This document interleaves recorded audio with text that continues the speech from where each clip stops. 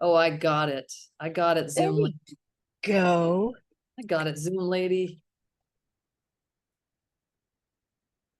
How's everybody doing today? Great. Helen gives a little. I have trees being taken down across the street as I'm talking. Can you guys hear that? Yeah. That's good. I'll be in emotional distress most of this Feedback Friday. Oh, Suzanne, look how your top and my background coordinate.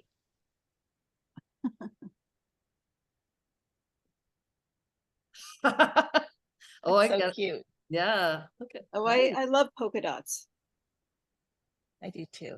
Oh, maybe I should do this. Should do this. Let's see. Spotlight. And then spotlight. Oh, look at that. Polka dot city going on. Polka dot city. Okay, you can remove that spotlight, Amy. Hey, it doesn't happen that fast. I'm trying. All right, are we ready to go? You want me to let people in? I mean, sure. They're I'm here. Why not? Why All not? right, here we go. Okay. It's the only part I ever get nervous to do. 101 million episodes in, and I'm still nervous. 127. Sorry, 127 episodes. Well, it's the end of the week. Now where you been? Well, now it's Feedback Friday, so come on in. Come sit down and stare at your screen. We got a presenter that you never seen. We're Feedback Friday, we're on the loose. We'll be the train, you be the caboose. It's Feedback Friday with Kathy and Amy. Mashed potatoes and the gravy. It's Feedback Friday all day long. Feedback, feedback, Feedback Friday. Well, good morning. Thank you for the beautiful interpretive dance, Suzanne. That was really good. How is everybody? This is Feedback Friday, episode 127. I'm Kathy Hottoy, president of Botanical Colors, and joining me from Cape Cod is Amy Dufault, director of communications, and we have a very special guest joining us from San Antonio Aguas Calientes, Guatemala, and that is Sari Monroy Solis. I'm going to just give a quick intro, and then we'll turn it over to Sari to talk with us and tell us her story about her journey in natural dyes. So Feedback Friday is our show where we speak with dyers, artists, scholars, historians, activists, anybody who's interested in what we're interested, which is the natural world, color, and textiles. And so today we have some really interesting sale items, you guys. If you get our newsletter, and if you don't get our newsletter, you should get our newsletter. I'm sure Amy can add a sign up link somewhere in our chat. But we are having a site-wide sale because we're getting ready to move to a larger space and we got too much stuff. So you guys benefit. The sale is on until Labor Day. So you've got plenty of time to kind of make your wish list, and we will get your orders out to you. Let's see. Oh, the other thing is that we received a grant from the Fibers Fund to help with some of our infrastructure. So we're really excited about that. We're going to be looking at how just a lot of information flows through the company so that we can make better decisions. So that means things like our inventory control and accounting systems, not super exciting stuff, but super vital. So that's going to be really helpful for us. Thank you, Fibers Fund, for the support. And the other thing is that we've got a few workshops that we're still working on filling. One is Cara Marie Piazza is teaching a summertime ice dyeing workshop next Sunday, the 27th, if you're interested in that. We also have Natalie Stopka joining us near the end of September. I believe it's the 20th. it's a Saturday, Sunday, for using invasive and foraged pigments. So that's going to be super exciting as well. And then I'm teaching a foundations in natural dyes workshop on the 30th of September and October 1st, Saturday, Sunday. And that one will cover how to create a really beautiful, simple palette from the colors that you get in the Botanical Colors Beginner Dye Kit. So if you already have the ingredients in the beginner dye kit, then join us. If you don't have them, grab a beginner dye kit because you get a 10% discount right now on it, and join us for the workshop. And then we'll be sending you a selection of fabrics that will help you prepare and dye along so that you can understand how these dyes work. I'll be teaching that one, and it will be recorded. So if you want to join later, you can do that and watch it at your convenience. Amy will be our moderator for this call and monitoring the chat. You will be on mute until the end, and we'll open it up afterwards for questions. We are recording this call so that it'll be available for you to review later on. And with all of that, we're going to welcome Sari. Sari actually lives in the Bay Area, but she's joining us from her ancestral homeland of Guatemala. I don't know what your region is called, but it is the home of the Mayan Kaqchikel and she is a backstrap weaver. She's a natural dyer and she's a fiber enthusiast. She's going to be showing us natural dyes with local coffee fruit and other foraged tannins. She's been practicing tannin dyeing with foraged materials in coastal California, and excited to share a little bit about the work she does with her elders in San Antonio Aguas Calientes, Guatemala. It's about an hour did you say, from Antigua? If any of you have been in that part of Guatemala, it's absolutely beautiful with some very powerful and magical volcanoes ringing that whole region. Sari, welcome. And I'm going to just give you the floor so you can begin to tell your story. Thank you, Kathy and Amy. And so nice to see everybody, meet you. I am usually in the Bay Area in Northern California, but I also spent part of my time here in San Antonio, which is the area where my father and my father's parents were from, my grandparents on that side. On my mother's side, we're from Southern Mexico and Southern Veracruz. So I also have roots there, and natural dyes and textiles is something that's been very important to me for since I've been exposed to it by my mother when I was little, but it was something that got introduced to me in terms of the weaving and the natural dyes a little bit later in life as I tried to go home to learn a little bit more about my roots. And so that brought me here to Guatemala to learn weaving. But to back up a little bit of what I do. So I live in Northern California, and I teach backstrap weaving at Mission Cultural Center and occasionally at Fiber Shed, where I organize some of the artisan workshops. And I've been doing that for a few years now in terms of the backstrap weaving and the teaching, ever since I learned it here. And I'm actually at the home of my teacher, Doña Lidia de Lopez, who is from my community and who has taught me everything I know about weaving. And as I arrived here and I saw our weaving traditions so alive and vibrant, I realized that one of the things that has been impacted for the last few centuries is land and where the cotton comes from and where the natural dyes went, because that's very uncommon now here. There is a few places where you can still see natural dyes being made here, and still some people who have some ancestral recipes for them. But in my experience of coming here and trying to learn about natural dyes, I also saw kind of the arrival of much tourism, right? And you need to sell these natural dye products, or at least natural dye looking. And I realized that a lot of indigo was also being done with sulfide hydroxide here, and the need to just produce quicker. And in seeing that and realizing also that that was going into the ground and therefore going into the lakes here, and my teacher seeing that and knowing that I had learned natural dyes elsewhere, she asked me if I could show her and show her family or siblings how to do those natural dyes again.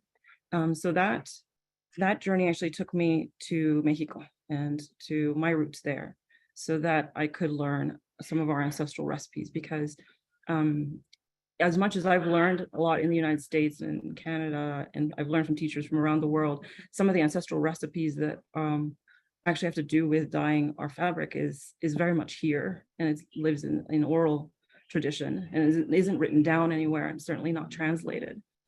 So I just want to name my teacher, Raul Ponton Zuniga, who has been carrying this tradition for 50 years. And as a mixed Otomi indigenous person, much like I am mixed, has seen how important it is that this tradition continues.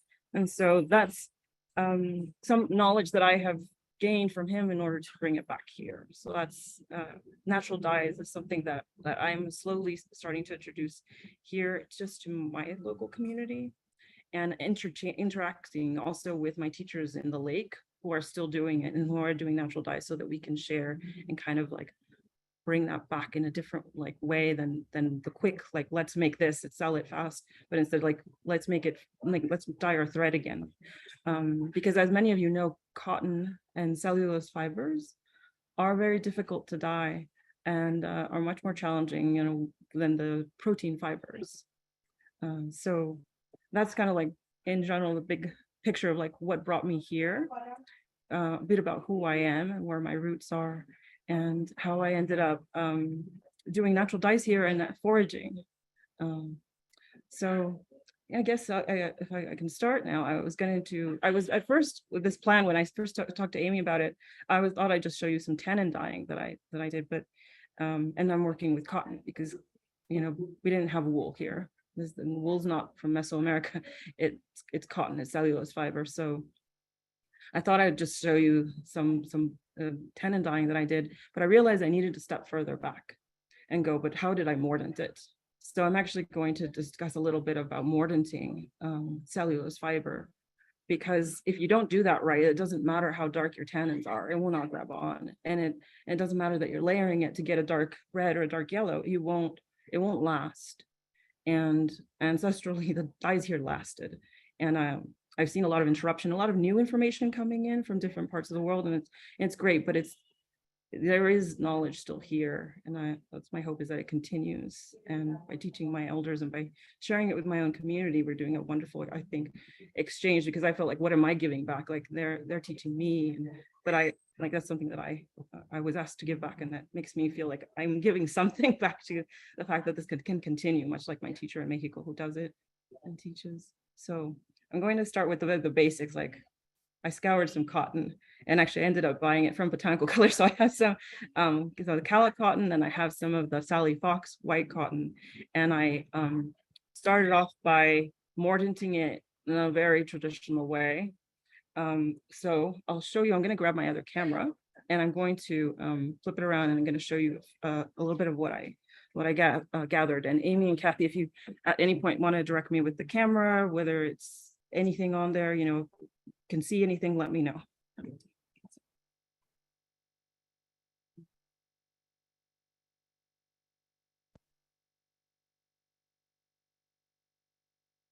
All right, so I'm moving a little bit away from my microphone, but I'm going to just bring my things closer to me.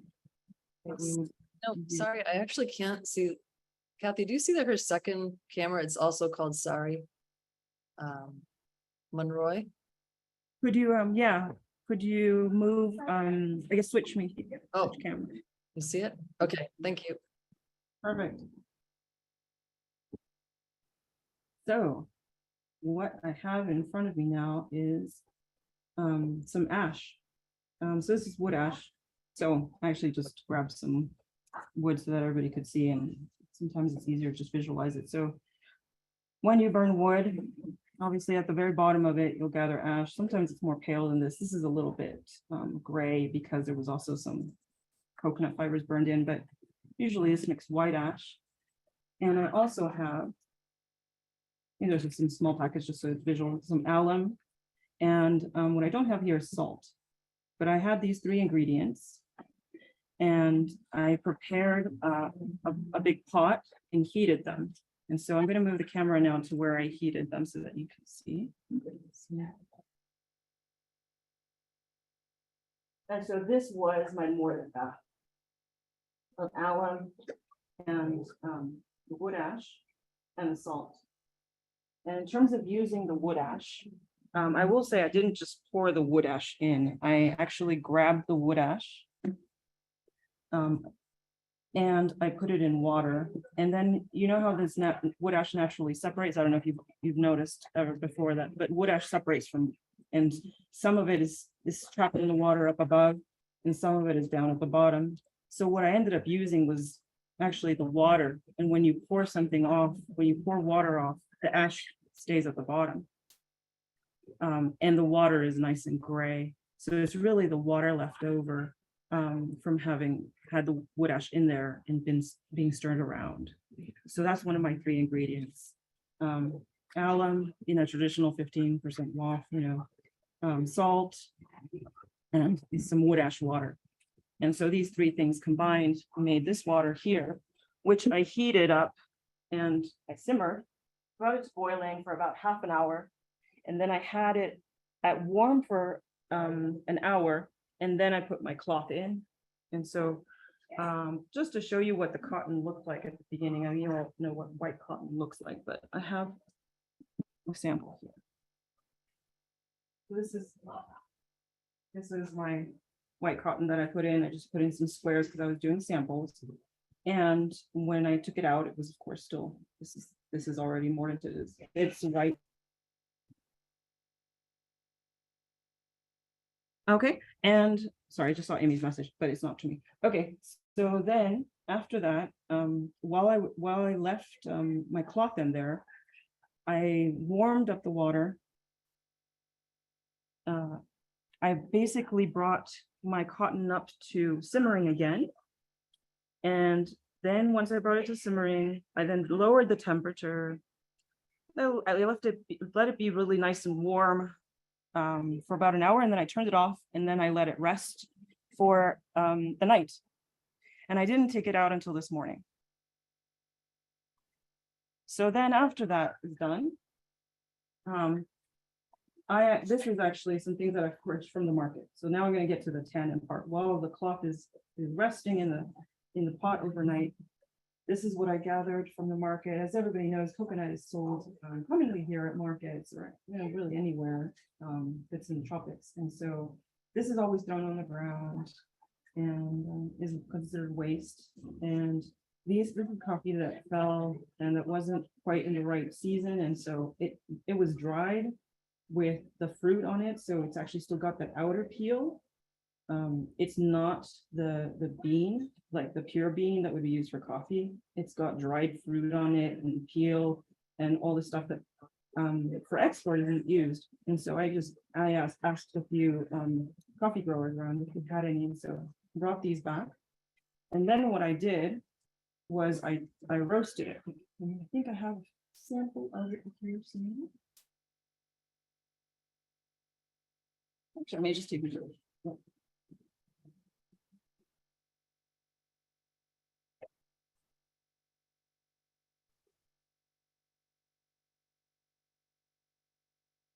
And just 1 second, I'm just going to get a sample of roasted mix.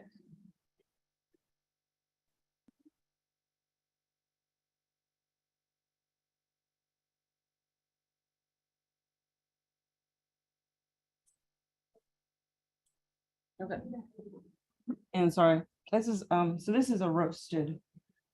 This is when it's nice and charred. So I basically charred them over a flat plate. It can be any metal plate. And here I used clay, but it really didn't matter. And I toasted them for about a half hour. And I also did that to some coconut as well, because I was just curious. I was like, I wonder what will happen since this has a lot of tannins. So I toasted those as well.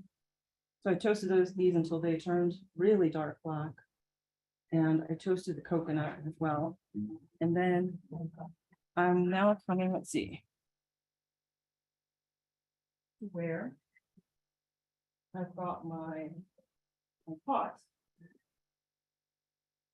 And then I'm going to show you a bit of this is the coconut fibers, which have been in here. You see the dark coffee, which has been toasted. And then this is, use these as examples. This is an already mordanted and tannin dyed cotton. And these were, I'll put the other ones next to it, that it was, so you can compare. This is what it was, and this is where they're at now. But more than just being light brown, because I wanted to emphasize, like, this is actually about more than just tannin dyeing it. It's actually about mordanting it correctly. So that when, from here, I decide I'm going to use pericon or something like that for a natural dye on top of it, it will actually adhere to the cotton. It will actually adhere to the cellulose. And right now I've just taken it out of the tannin bath, and I can hang it up to dry lightly. But what I'm going to do is actually prepare just a pure alum bath today. Just warm it up and do an alum bath. And I'm going to leave them in there overnight. And then tomorrow morning, I can just squeeze the alum out, rinse it, and then I can put it straight into a pericon bath, a cochineal, a logwood, or anything like that. And it will really grab on, and it will really, because it's about mordanting. It's not just about, like, I could make a brown that is now going to make the yellow darker or the pink darker. I could certainly do that. I could add a lot more coffee, for example. I could add a lot more coconut fibers or pomegranate peels or anything like that to make more brown, but it's properly mordanted. And that's kind of like the important thing to me, because here everything is woven, right? We're like dyeing cotton, and when you buy a piece, you don't want it to just rinse out in water, because of the value, you know, people are buying it, and there's a lot of trade here now. There's a value that's been corresponded to a naturally dyed piece versus a piece that's been that is synthetically dyed cotton. And so, like, my goal is that, like, therefore, like, as my teacher learns and then her friends learn, as others can do it, they can not only, like, bring back their tradition by dyeing with the colors again, but also, like, be able to see and reap a little bit of that reward that is in their work, because they're putting in so much work into these pieces. So it's going to be a very important piece to them, and something that also could be worn again. I want to show and want to introduce my teacher too. I'm just waiting for her to be free because she's busy right now, but she has a piece that I was going to ask her if she could find it to show, and it's actually a piece that's probably over 100 years old, and it's an old huipil, which is has been passed down by generation, and it has some of the original natural dyes in some of the layers. And when something was worn, because it's geometrical, because it goes from top to bottom in these geometrical patterns, some of the lower parts of, you know, right in front of your stomach, for example, let's say that's where it gets worn out, because that's right in front of your body, then they would just replace it. So the next generation would replace that piece. And what you see is this gradation of, like, the natural colors maybe at the top where it doesn't wear as quickly, or in the back. And then it just starts changing.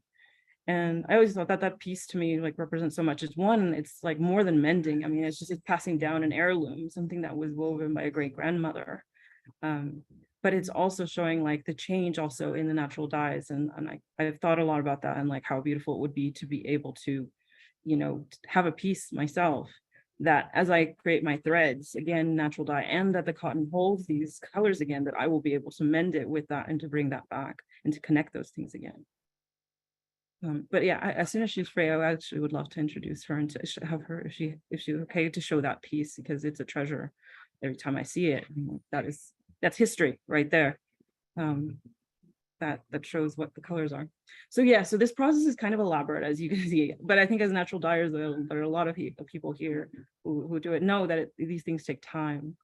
And the process of mordanting cellulose is more elaborate, and but luckily you can take it to such higher temperatures. Cotton is so forgiving with like, you really want to do bring it to a boil and then hold it at a simmer. You can heat up tannins so well. As I said, I've been toasting these normally coffee beans, and most people would be like, oh, it has cherry fruit, it fell in the wrong time of season, they're a little bit acrid. And I'm like, tell me about your acrid, bitter tasting fruits and peels. I want them because that's where the tannins are. So you can get mangosteen here, for example, and people are like, the peels are like just red and tannin rich, and people are like, oh, that doesn't taste very good. I'm like, I'll take the peels.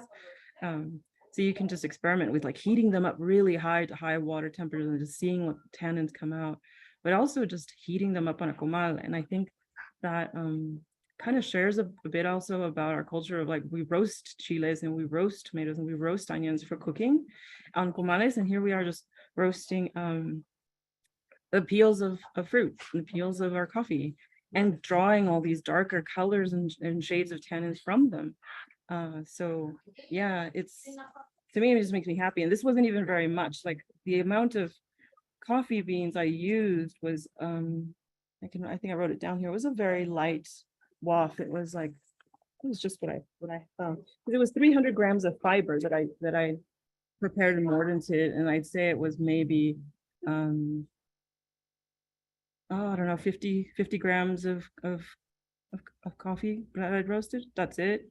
And I'm just getting more today, so that I'll be able to do the rest of it, because I only did a few squares because I had so little, and even then it released so much color. And then the coconut fibers, they're really all like, so much waste is around us. The bananas and banana peels, back home in California, those have tannin. And I was thinking also what I do up in Northern California, because I forage there. Obviously, I'm not importing coconuts just to do that, or getting coffee beans with fruit on them. There's no way to get that in Northern California, but I do a lot of foraging. And one of the things that I do is just gather what's around me. There's so much eucalyptus in California, and the bark is just shedding left and right. And so I use that. I experiment with all kinds of barks that are around that are invasive, and it's just everywhere, and we don't have to do a huge import of coffee with fruit or coconut fibers, and still have wonderful colors for cottons or for wools or whatever everybody works with. So yeah, give me 1 second. I would love to introduce my teacher now, because is your teacher ready? Because there's a bunch of questions if you want to delay some time. Well. Let me ask her if you wouldn't mind actually taking it over, Amy, for 1 quick second, and I will I'll just ask her if she can come over. Sure.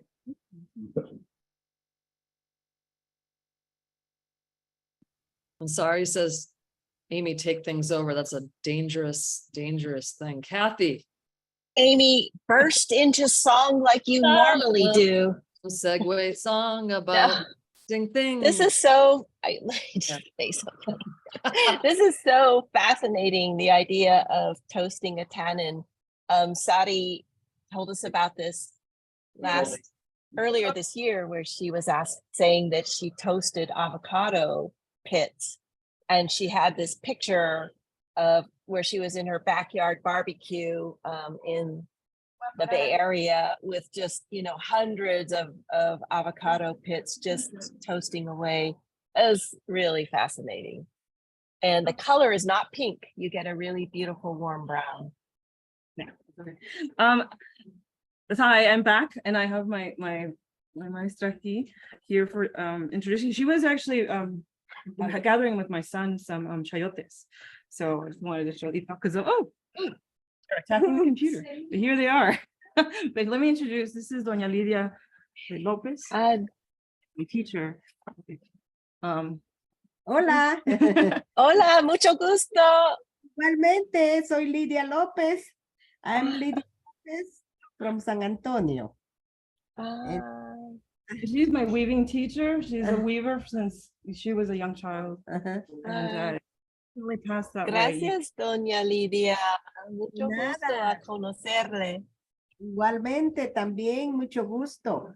Y me alegra el interés por nuestras raíces para... Claro.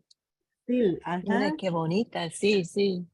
Ese es And mi trabajo. this is her work, what she's wearing. She also said, thank you for the interest in the natural dye world, in the continuation of ancestral practices for natural dyeing. As she and I talk a lot about it, it's very important for our future, our environment. Yeah, but this is a double-sided brocade, so it's actually This is one reversible. side, Is done in such a way on the loom that it's done, it's the exact same pattern on both sides. Yeah. On both sides of the fabric. Yes. Yeah.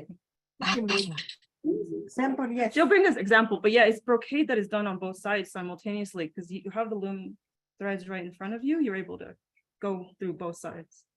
Yeah, that's amazing. Yeah, Beautiful. it's Super beautiful. to this area of Guatemala. Uh-huh. Sorry, I'm trying. And are all the designs mostly like more floral and animal design as opposed to super geometric? Oh, it depends. Actually, there's both. Mhm. Tengo también. Yeah, so this is a sample piece. Mhm. Wow. Wow.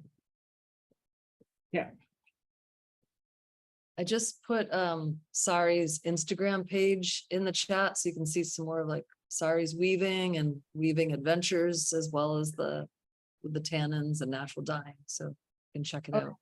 So this is Double and geometric. So Geometric. those two is geometric. it's two. Ese es un huipil que todavía no está costurado. So this is two pieces because it hasn't been sewn together yet as a wiki. So it's so I'm So holding that it is two long pieces, right? So Oh, There you go. oh yeah. One side. yes, this is a geometric. Dele la vuelta. So beautiful. And then this is the floral. And the floral tends to be what they do exactly both sides. Because if you did the whole thing, I mean, it could be like a year to finish an entire piece. This brings it down to a number of months. Yeah, Gorgeous color. and then this is the front. Yeah, and the same. So the pieces are also symmetrical. Like this one matches the other one exactly. And then they'll be sewn together. And has a four salvage. Yeah, and it's a Mhm. four selvage for those who know about weaving. So here was the end. It's a four selvage weave. So there's no loose threads on any end.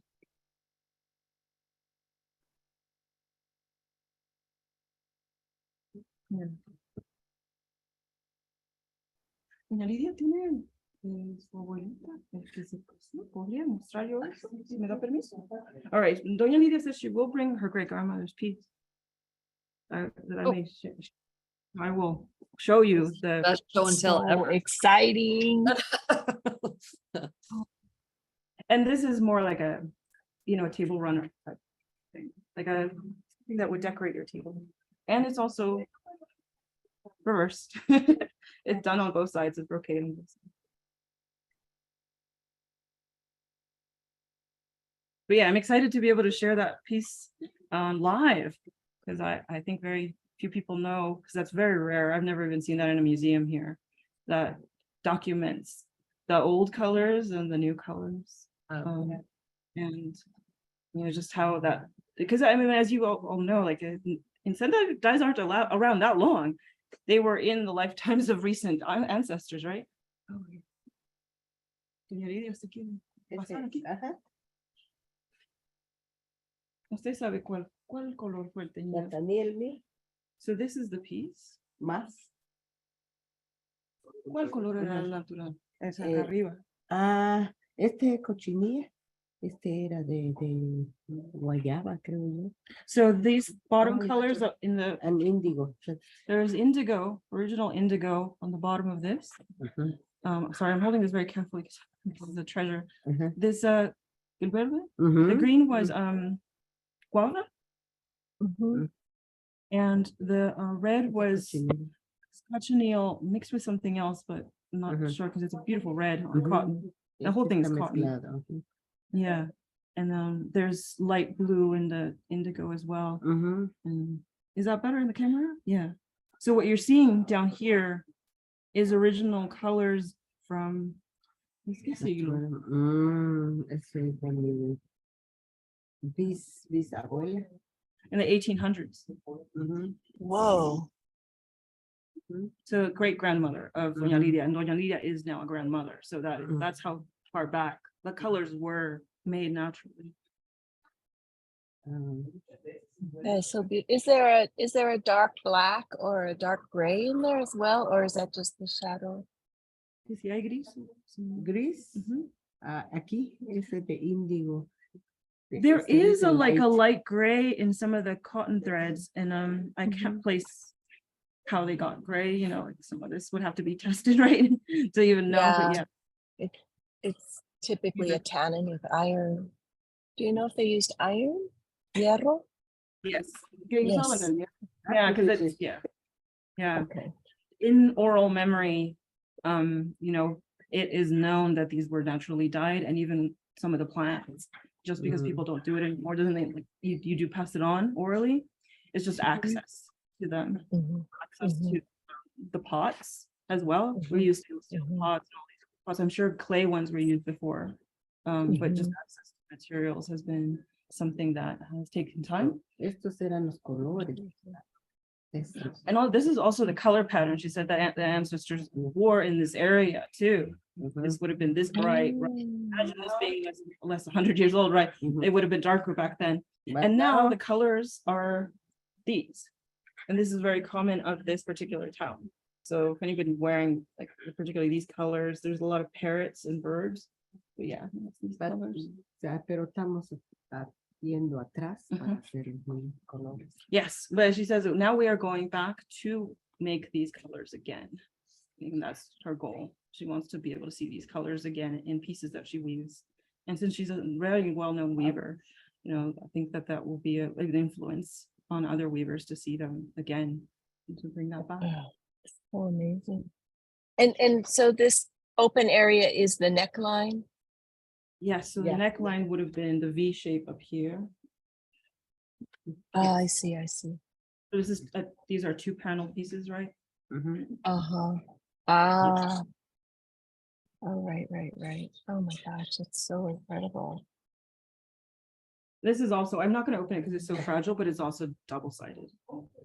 Oh, Gosh. Nice.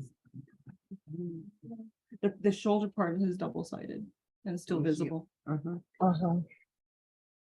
And also the bottom is still visible as double. Yeah. Nice. Antes mis ancestros no vendían ropa. Yeah. Entonces, por eso esto, cuando ya está así, regresa aquí y aquí. Something important that she mentioned that I'd forgotten to mention is that before, really the interest in indigenous textiles didn't start till the 20th century. These were not sold before. This was family heirlooms, family textiles that were made because it takes so much work to make them. But the need for income generated and created, and also the popularity that some people had created, and like, look at these beautiful textiles, and the appreciation also led to a huge tourism industry for buying in the textile market. So yeah, so these pieces were never sold, so that anybody who has those old pieces it would be a family piece that would be still around. And patterns, but she keeps these because they're wonderful models of the pattern itself, because even though they are from the 1800s, if you look at them as a weaver, you could see the pattern and you know how it was made, and so you can replicate the design exactly again by seeing it. Yeah, so yeah, so she's busy. She's just run off already. But she's got a lot going on. There's family here. Yeah. So No, that's amazing. Thank you so much. That was a real beautiful treasure. oh yeah, no, I'm so grateful that she was interested in sharing it. But because she teaches, and you saw she speaks English. She teaches weavers, and she teaches people who speak English weaving here. And it's just something that I also found important in my work here was to when I first asked her, could she teach me? And I want to pay you directly. I don't want to pay a go-between, is because a lot of the tourism industry here is owned by expats or the children of expats. And so they take a very big cut. And so I wanted to to really like build a relationship with someone where I'm like, I'm paying you for your hours directly.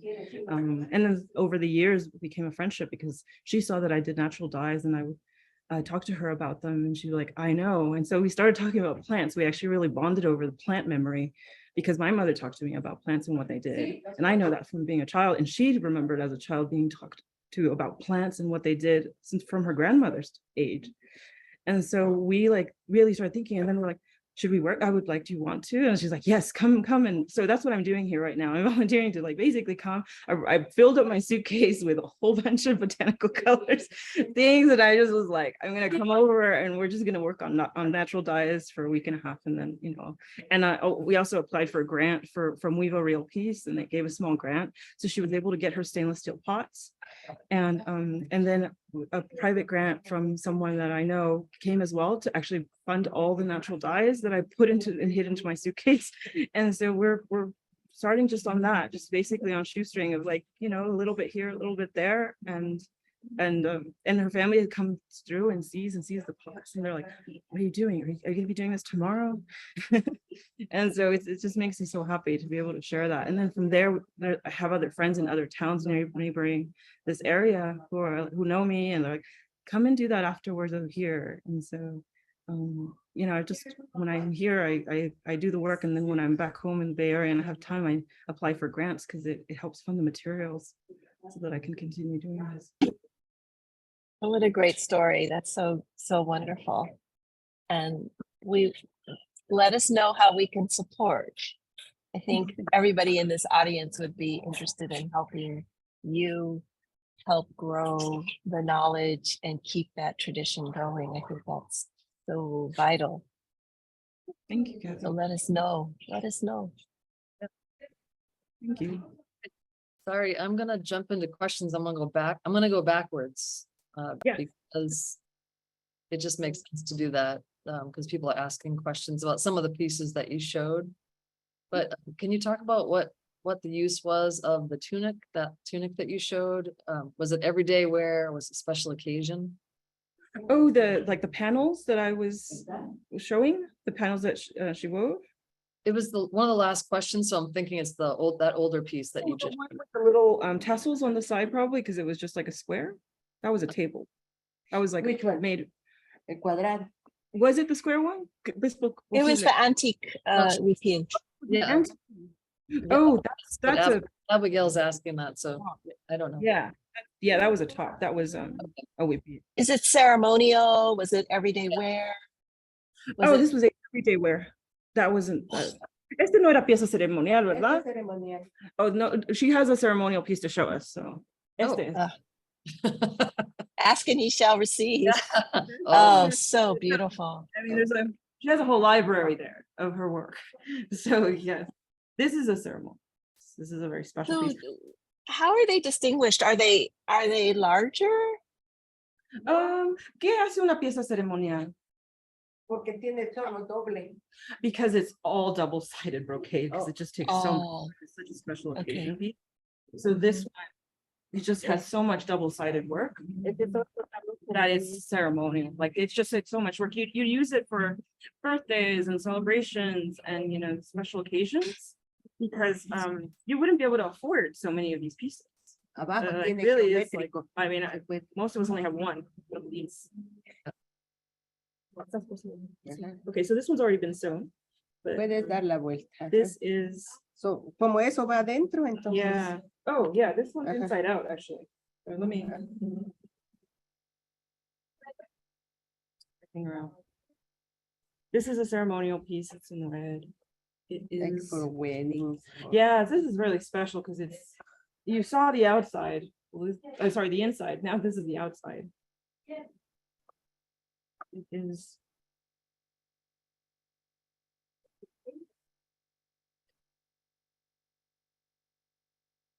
Ajá.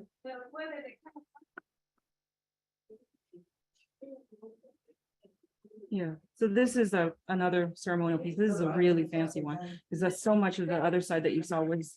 It looked like the inside you saw probably looked like the outside, but it was actually that brocaded. That this is a special piece. This is you might own one or two of these pieces, kind of in your you know, for a few, you know, for a decade or two, you might, you know, rely on these because they take so much time. They are also costly. Sorry, Any a couple people have asked about some of the dyes that you're using. I mean, there's somebody was asking about the dyes in the older we reveal, but maybe just talk about, as you're showing us the different pieces, talk about some of the dyes that are being used in them. Yes, so these are bought cotton, right? Because so this is not, but I'll show you the other one. This one is the one that still holds natural dyes. So what was in here was indigo, guava, cochineal, probably mixed with I'm forgetting, Kathy, do you know the name of ilamo in English? It's a tree here. Say it Ilamo. again. Ilamo? Ilamo. I do not know. Hilamo. That one's commonly mixed with cochineal here. And so that's that. There's that one. I think that the yellow is also the pericon. Yep. Oh, beautiful.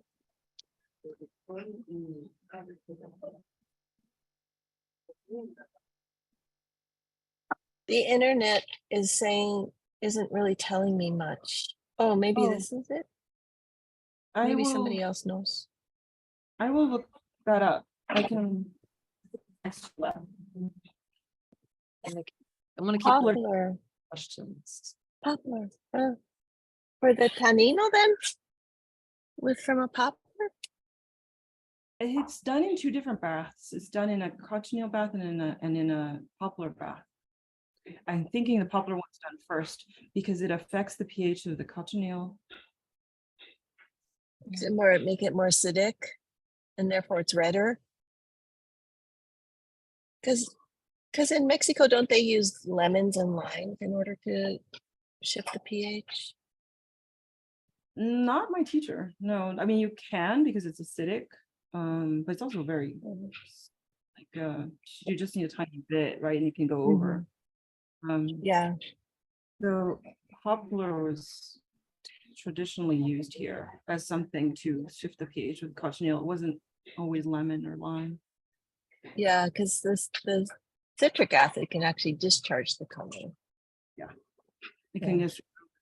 So I think the reason I'm gathering poplar still this coming few days, but I think that it's just gentler as far as a pH shift than just adding straight citric acid to cochineal. Makes sense. Especially with cotton, which you want to do it carefully because the minute you shift it, it's gone. Right. So yeah, so that has pericon, which I'm forgetting the English name for pericon. It's a marigold, type of marigold. In the marigold family. But it's that little tiny one. Actually, I have some. I've been drying it.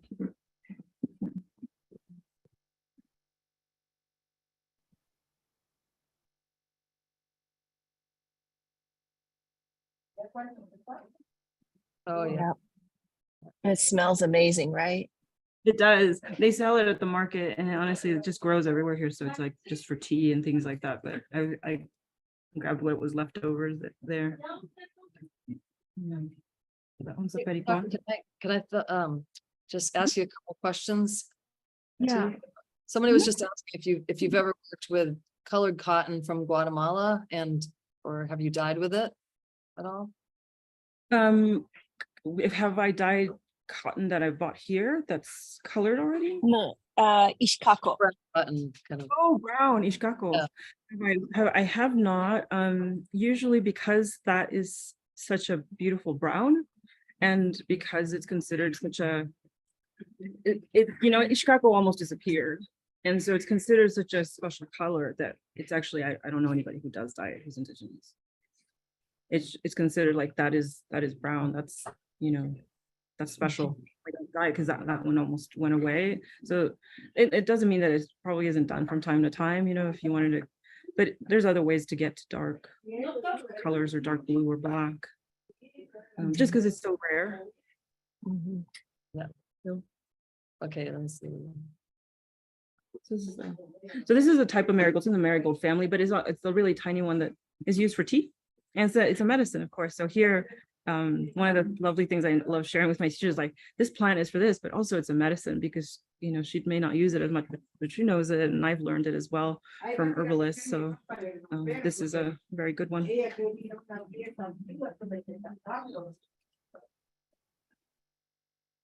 sorry, a couple people were asking earlier about the roasting of the tannins and some of the tools that you use for roasting, and maybe just to kind of talk about it a little bit, some of the tannins that you have used and how it makes the color differ.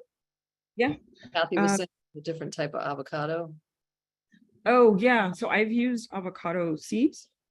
I also did some of the leaves, sorry, the shell, the outer layer of the avocado. I haven't tried dyeing with them yet, but I did toast them a little bit just to see what would happen. What tools do I use? I use a comal, which is a traditional plate. It's just a metal plate here, or a clay plate originally, where you just roast your tomatoes and your chilies and your onion. So wherever you do dry roasting, you know, you could just roast it, and it's over a low fire because you don't want to burn it, and then just start, you know. So you would roast your coffee beans. So like what I did with the, I can show this. Let's see. So these were dried. As I said, these were kind of like just waste ones where they had grown in the wrong time and they still had the fruit on them. And if you roast them, you want to make them as dark as possible. And what happens when you roast them and they get really dark is that they get really oily and shiny again. It's not really like a lot of oil, but then tell me, Amy, if the camera is highlighting my hands okay. Kathy's on it. Could Okay. I ask, why do you roast them? More tannin comes out of the bean. Otherwise, you could spend a lot of hours boiling them, but I want more tannin to come out of the bean. And that's how I've been.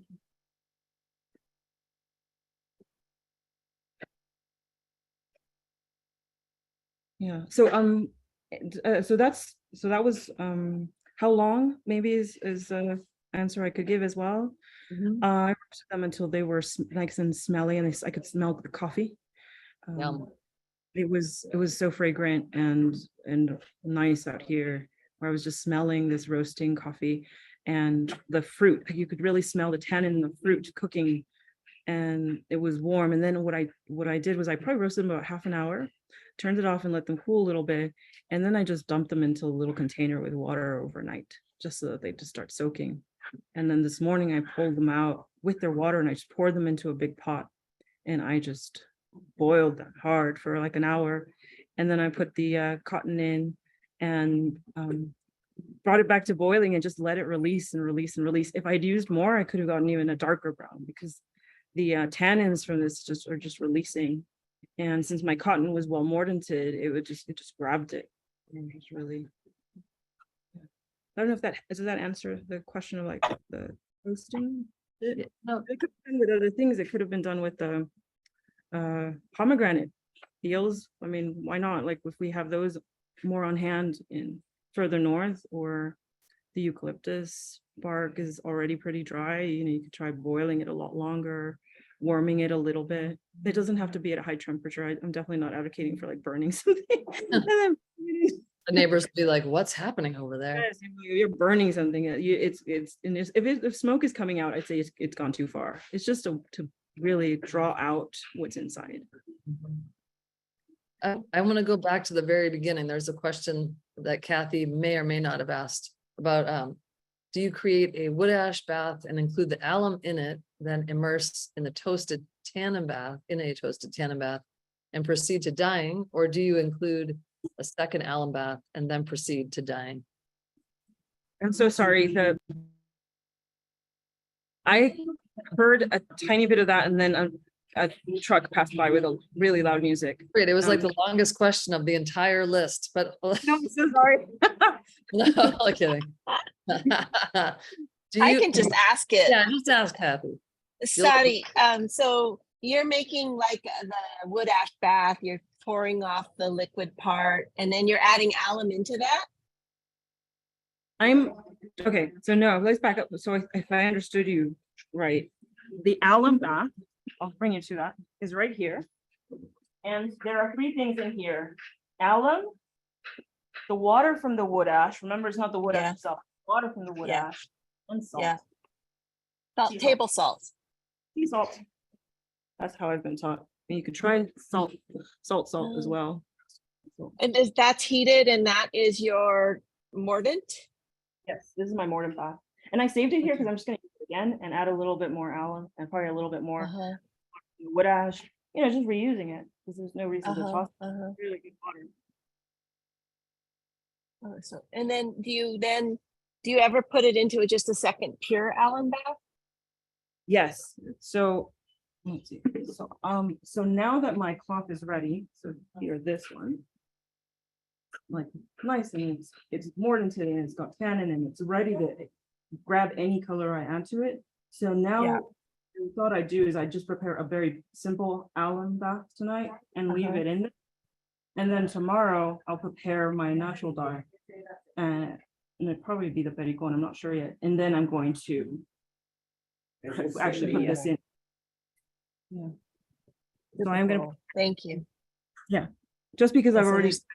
tannin, dyed it. Mhm. Great, thank you. Sorry, somebody was asking if the oil from the beans would affect the fabric. I was curious about that when I first did it a long time ago, and I've never seen any stains. Unlike eucalyptus leaves, which can have quite a bit of oil on them, I've noticed that the tannin fruit on a coffee bean doesn't. I also noticed that kind of like pomegranate peels, they don't drop any oil either. There's something about the peels or the fruit that isn't dropping excess oil. So it didn't stain it. It's actually been pretty clean. You could certainly filter it before you put your cloth in, just to, if I was putting cotton threads, for example, I would have filtered it. I wouldn't want to be cleaning my cotton thread. But since these are just little test squares and I just wanted to see what would happen, I put it in. But you could certainly just do a strainer and strain it out. Let's see, somebody else was asking which part of the guava gave the green. I think it's the leaf. Pregúntese, doña Lidia, ¿cuál parte de la guava usaban para poner el teñido? All right, I sent for that answer. 1 second. We can- Suzanne's asking if you use only fresh things for, do you use only fresh things to use for mordanting and dyeing instead of maybe extracts? And I know you Oh, had a whole suitcase full of things from Botanical Colors. I did, but what I brought from Botanical Colors was really things I can't get here. So I brought log and I brought indigo. Mm-hmm. But in terms of my greens and yellows and browns, I would just get them here. I would just forage in the market. The markets have so many things there that sometimes they, like the coconut stuff, they're just tossing it away, or bananas that have gone off. Yeah, like things like that are kind of everywhere you are. In Northern California, I mean, you can also go to the farmer's market and sometimes you see things that have gone, that are fruit that are tannin rich and have gone off, and people are more than willing to either send it home with you, asking you to bring a bucket. Or you could go to a Latino market, and if they're cutting coconut or anything there, they very certainly would have coconut fibers, because often they make them really nice with a straw already for people to buy, but the coconut fiber was cut off, so it would be there. Yeah. One last question. One last Economical and question. It's accessible. Well, if you could just go and source it from where. Oh, ya van a terminar. Tenía pregunta de la guava. ¿Sabe por casualidad cuál parte de la guava era la hoja? I have an answer for you about the guava. Doña Lidia answered, it's the leaf. Oh, Oh, and stem. So it's the plant part, not the fruit. okay. Yeah, kind of like loquat. Yep. One last question for you. Let's see. It seems that she mordants first and then does tannin bath and so you're doing the tannin bath after your mordanting, and somebody else had asked about the mordant and what kind of alum that you're using. Oh, the local one. So it's the one they sell at the pharmacy. It's like a alumbre de potassium aluminum. It's the crumbly one. Crumbly. The one that's kind of like, I think Kathy described as kibble. It's the one that's a little bit more like. Do you Mhm. grind it down? Are you- No, because I heat it up so much, it kind of dissolves on its own. I just stir it around with that water from the ash and the salt. Mhm.